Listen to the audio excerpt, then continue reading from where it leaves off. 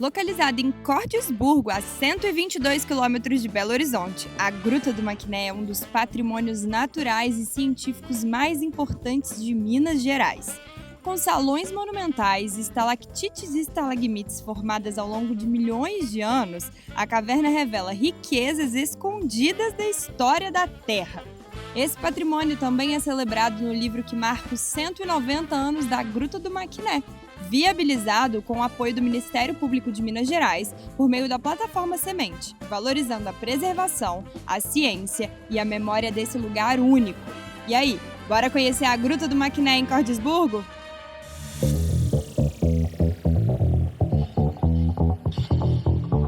Meu nome é Raquel Oliveira, eu estou aqui na gruta como gerente da Rota das Grutas Peter Lund. Mário Lúcio de Oliveira, eu estou aqui como gerente do monumento. Há quanto tempo você está aqui? Ininterrupto tem 34 anos. Aqui nós estamos dentro do monumento natural estadual Peter Lund e o nosso atrativo, âncora, é a Gruta do Maquiné. E o que a gente vai encontrar lá dentro? Muitos espelhotemas. Espelhotema é qualquer formação que tem dentro de uma caverna. E aqui a gente tem muito, 250, 300 milhões de anos. Cálculo em média de 15 a 20 anos para cada centímetro cúbico. A gente tem mais de 60 espécies vivas de animais dentro da caverna. Olha o espetáculo, que você tem aqui, que é um orgulho para a gente, depois de tanto tempo de visitação, ter essa quantidade, Meu nome é Luciano Faria, e eu sou um dos responsáveis por um projeto que foi incentivado pelo Ministério Público, Plataforma Semente. O livro se chama Gruta do Maquiné, 190 anos, um ícone do patrimônio espeleológico brasileiro. E aqui a gente conta um pouquinho sobre a rica e farta história que a gente tem sobre uma das cavernas mais conhecidas do Brasil, que é a Gruta do Maquiné. Uma gruta que é muito visitada turisticamente. A média a gente recebe aí cerca de 48 mil, chegando até 50 mil anos. E que teve a sua primeira descrição científica por Peter Lund em 1834. Daí os 190 anos, que para quem não conheceu ainda, depois pode fazer o download. E aqui, além dessa relação histórica, a gente traz logo aqui na capa, isso aqui para mim é uma obra de arte, que é o mapa que o Lund fez e que publica em revistas da Europa. Tá? E uma coisa que eu sempre gostei muito de fazer é de comparar os mapas antigos com o mapa atual. Não sei se você me ajuda. Segura aqui. Então vocês podem ver, olha só, o mapa do Lund, aqui à direita, comparado com o mapa que a gente fez com essa tecnologia laser. E a gente vê que os dois mapas não são tão diferentes assim. Se um guia turístico hoje, se uma pessoa que está querendo visitar a caverna entrar na gruta com esse mapa aqui, ela consegue se locomover perfeitamente. Porque até hoje, o que é interessante, os guias até hoje falam da numeração dos salões de acordo com o que o Lund deu.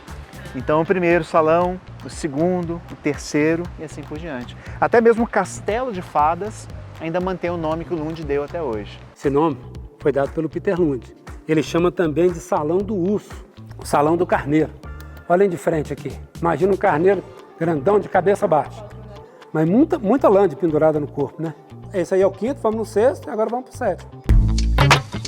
O Lund chamou de Salão das Fadas ou Castelo das Fadas. Ele fala que, ao deparar com tudo isso, ele se sentiu transportado para um lugar maravilhoso, um lugar que seria um conto de fadas mesmo.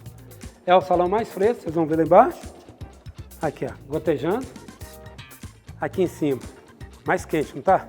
Mas qualquer lugar da gruta, você chegar próximo ao teto, Falta ar. Você vai sentir essa massa de ar mais quente, fica mais rarefeito um pouco. A Maquiné ela é importantíssima porque, primeiro, ela é o berço do estudo da paleontologia e da espeleologia brasileiros. Então, é impossível de se falar sobre a história de cavernas em Minas Gerais sem falar da Maquiné, sem falar do Peter Lund. Apesar de ser uma das cavernas há mais tempo conhecidas, a Maquiné ainda guarda riquezas. Não são riquezas como ouro, como prata.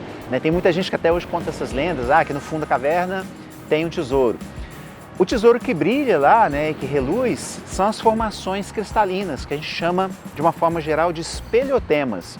O que são esses espelhotemas? São estalactites, são estalagmites, são cortinas, são escorrimentos, que todos eles são formações cristalinas que quando você bate uma lanterna, eles brilham e rebrilham, então refletem essa luz e dão toda aquela fascinação para quem visita. Ouça.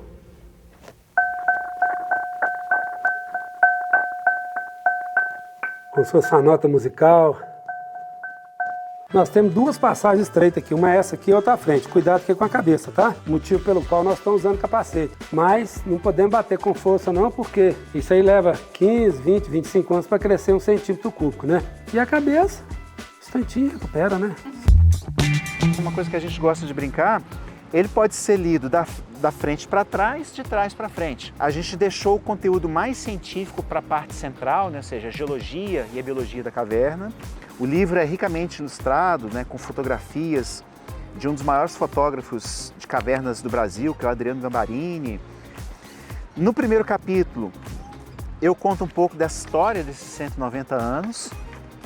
No segundo capítulo, a gente prolonga um pouco sobre a vida e o achado do Peter Lund, em Minas Gerais. No terceiro capítulo, a gente vai falar sobre a paleontologia, né, que foi essa ciência que movimentou o Lund aqui, né, que moveu as suas buscas. Nós vamos falar também da arqueologia, né, ou seja, do estudo das antigas civilizações que ocuparam Lagoa Santa, Cordisburgo, Curvelo e regiões, né? A beleza aí da pintura rupestre, ó. Ah, já começa aqui. É, olha aí que espetáculo. Isso aí está descrito como uma pintura rupestre em torno de 3, 4, 5 mil anos, tá? E, segundo o pessoal, isso aí está retratando uma mulher. Inaugura aqui em 8 de março de 1967. 8 de março, curiosamente, é o dia Da mulher. da mulher, Internacional da Mulher. São pinturas também. Aqui é da mesma que está lá, só que aquela está de ponta cabeça. Olha aqui que bonitinho na cor vermelha, ó. Olha que lindeza. Agora imagina, como que fez lá naquela altura, gente? Nós falamos sobre a biologia, ou seja, a fauna da caverna. Falamos sobre o contexto geológico, né, ou seja, como a caverna se desenvolveu, né, em qual tipo de rocha que ela está abrigada. Falamos um pouco sobre a gestão. A gente fala sobre o turismo, especificamente na caverna, e a gente não poderia deixar de dar voz para a população local. Então a gente escolheu uma pessoa, um personagem, que é o seu Brasinha, né, o senhor José Osvaldo, e ele conta pra gente qual que é a relação de Cordisburgo ou da população da região com aquela gruta. Então daí que eu falo, você pode começar a ler, né, do último capítulo para o meio ou do sentido normal do primeiro para frente. É o Lund que encontra Maquiné, ou quando ele chega nessa região, alguém que morava por lá já tinha visto essa gruta. Interessante. O Lund é levado a essa caverna por um conterrâneo que ele conhece em Curvelo. Essa é uma história curiosíssima também.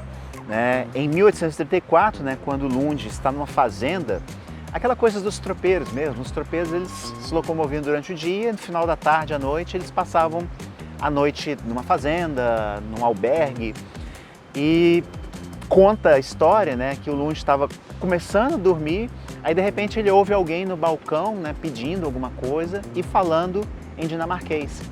Aí, uma das coisas mais improváveis que você possa imaginar acontece no mundo, 2 dinamarqueses em 1834 se encontram no sertão de Minas Gerais. Você conhece algum dinamarquês? Bom, eu já conheci uma vez. E ele estava sozinho aqui em Minas Gerais. Imagina 2 em 1834 se conhecendo nessa situação. E nessa região. Isso, exato. E é esse dinamarquês, em 1834, esse segundo dinamarquês, o Peter Clausen, quem apresenta a Gruta do Maquiné para o Lund.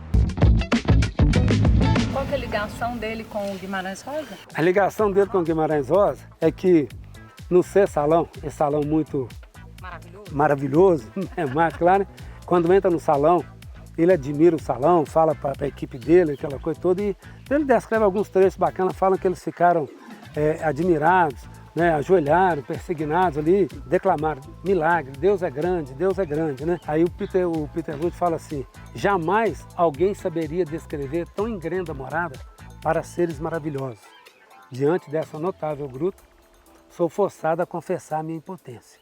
Não é que 100 anos depois, nasce em Cordisburgo uma pessoa que dá esse retorno para o Lund, essa fala, ele encarou essa resposta. Isso foi nada mais, nada menos que João Guimarães Rosa. No seu discurso de posse na Academia Brasileira de Letras, no Rio de Janeiro, ele começa o discurso com a palavra Cordesburgo e encerra com a palavra Cordesburgo. Mas o início dele foi bem legalzinho. Cordesburgo, pequenina terra sertaneja, traz montanhas. No meio de Minas Gerais, só quase lugar, mas tão de repente, bonito. Lá se desencerra a Gruta do Maquiné, mil maravilhas, a das fadas. Olha que espetáculo. E até hoje, né, nesse salão, as pessoas estão muito ligadas à parte esotérica, mística, as coisas, sentem uma vibração tanto no sexto como no sétimo salão, onde tem a suposta cama dele lá, tá? Aqui, gente, nós estamos diante aqui é uma história, uma lenda aí, a cama do Lund. Eles falavam que ele dormia aqui nesse local. Ele deixa até escrito que ele usou aqui como um local de descanso, para reunir o material de pesquisa dele, porque ele encontrou muito, como eu disse para vocês, muitos fósseis aqui nesse salão. E também vocês imaginam, uma pessoa entrar e sair uma distância dessa. Várias vezes, então ele ficava, né, um período bem prolongado aqui dentro, e isso ele deixa descrito, tá? É as histórias, né, que a população tem, são lendas aí. O Lund, ele chega em 1834 e o Lund, ele se surpreende, né? Ele acha a caverna uma das coisas mais maravilhosas que a mão de Deus já pôde tocar, né? Não apenas dando nome de salões, não apenas descrevendo a gruta por seus detalhes, seus mapas, seus espelhotemas, né, que são os estalactites e estalagmites, ele também começa a explorar alguns ossos que estavam no interior dessa caverna. Ele encontrou vários fósseis aí dentro da caverna, inclusive a preguiça pequena, que é a primeira descrição que teve no mundo de encontro de uma preguiça, foi pelo Lund aqui, tanto é que ela leva o nome de Notrotério maquinensis, em homenagem à caverna. Uma curiosidade, foi encontrado um fóssil, possivelmente de uma onça, e esse ainda está lá dentro ainda, num cantinho de lá, bem quietinho, guardadinho. Vocês, ó, naquele canto ali de baixo é que está o fóssil que eu falei para vocês. Que mudou essa concepção também, um tempo atrás, o que você achava, tirava e levava para os museus. Agora não, agora fica tudo onde está. Isso aqui é nosso, gente, isso aqui não é para levar, não é para ir embora. E olha que naquela época foi em torno de umas 14 mil peças das grutas aqui de Minas, dessa região que o Lund visitou, daqui até Lagoa Santa. E além disso, né, escondidos, né, ali nos cantinhos, a gente ainda pode achar alguns ossos, né, como a gente apontou no livro, na parte de paleontologia. Ainda tem alguns ossos lá que estão sob mistério, né, que um dia alguém com autorização poderá estudar. E mais escondida ainda, existe uma fauna exclusiva da gruta. Existem alguns bichinhos bem pequenininhos, né, alguns quase microscópios, que só existem na Gruta do Maquiné. Então, sei lá, né, imaginando uma coisa que seria horrenda, se essa caverna deixasse de existir, você teria pelo menos umas 4 espécies únicas que deixariam de existir também, que seriam extintas, que não seriam mais conhecidas pela humanidade. O Euquinenia maquinense. E é um bicho que você só encontra na Gruta do Maquiné. O que você acha que a caverna ensina para o turista que vem? Calma, paciência, sabedoria, persistência. Aqui está a prova de tudo isso.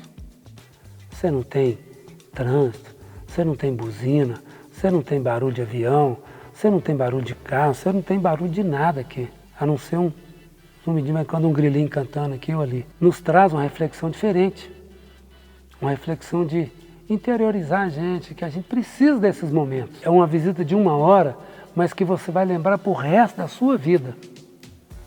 Você não cansa dessa beleza. Quer conhecer mais sobre Cordesburgo? Acesse trem.com.br.